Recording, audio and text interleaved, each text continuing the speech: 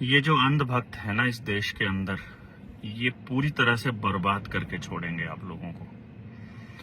ये जो युद्ध का गेम चल रहा था और जो पूरा का पूरा ऑपरेशन सिंदूर, इसके ऊपर ट्रेडमार्क भी ले लिया, इसके ऊपर वो पेटेंट भी बुक करा लिया, फिल्म भी बनने की तैयारी हो गई, बॉलीवुड को भी मसाला मिल गया, खबरें भी चल पड़ी, टीआरपी का भी खेल चल गया, बीजेपी के समर्थकों को खूब ट्रोल करने का मौका भी मिल गया, लोगों को मुश्किल से मतलब गुफा से निकाल भी दिए इन लोगों को।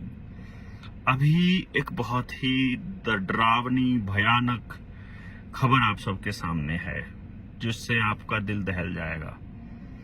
2 साल पहले हमने आपको बताया था कि ये गुलाम, वर्ल्ड इकोनॉमिक फोरम का गुलाम नरेंद्र मोदी WHO के अंडर में आने वाली मतलब हेल्थ ट्रीटी को, जिसको पेंडेमिक ट्रीटी का नाम दिया है इन्होंने, उस पर साइन करने वाला है। WTO की बहुत सारी ट्रीटी ऐसी हैं, बहुत सारी संधियां ऐसी हैं जिसकी वजह से इस देश के अंदर किसानी खत्म हुई है।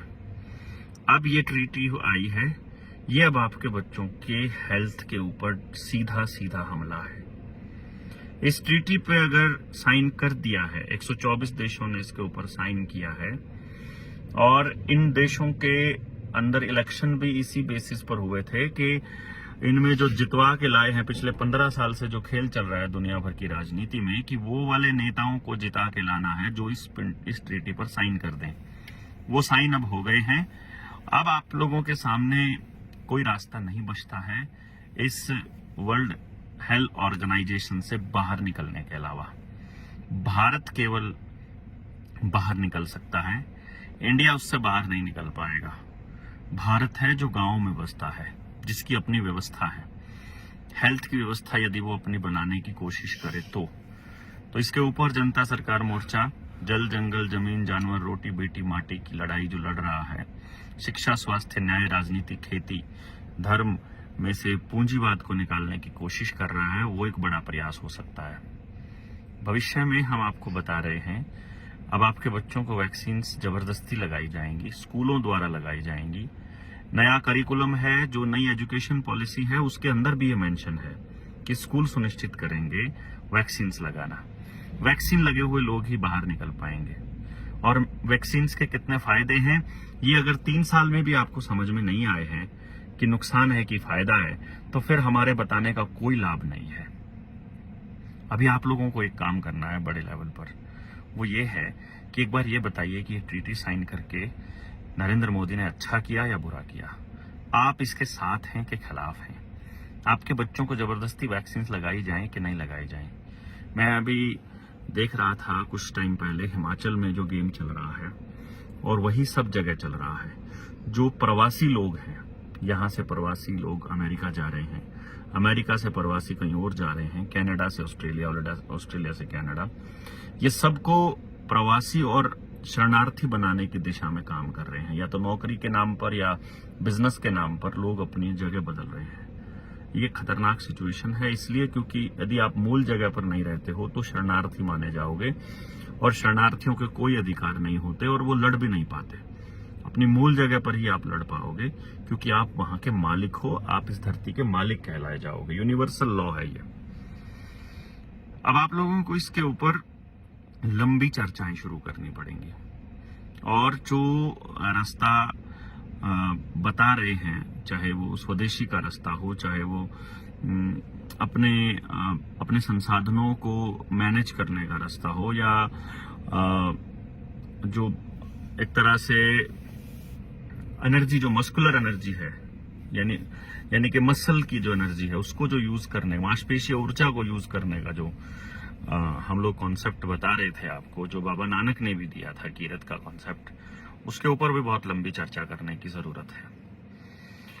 अभी हम अपना स्टैंड क्लियर कर देते हैं कि हम इस ट्रीटी के खिलाफ हैं, और इसके ऊपर बड़ा अभियान चलाने की जरूरत है कि हमको इस ट्रीटी से बाहर आना है। यदि आपने इसके ऊपर कुछ भी नहीं किया है तो ये आपके लिए भी बहुत मतलब मैं समझता नहीं कि अच्छी चीज रहेगी।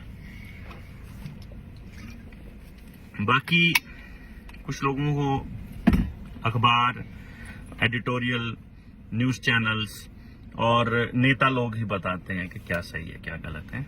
उनकी अपनी बुद्धि तो बिल्कुल भ्रष्ट हो चुकी है। मोबाइल में 24 घंटे लगा रहना और उसी के हिसाब से सोचना, वही कंज्यूमर मतलब की जैसी सोच हो गई है।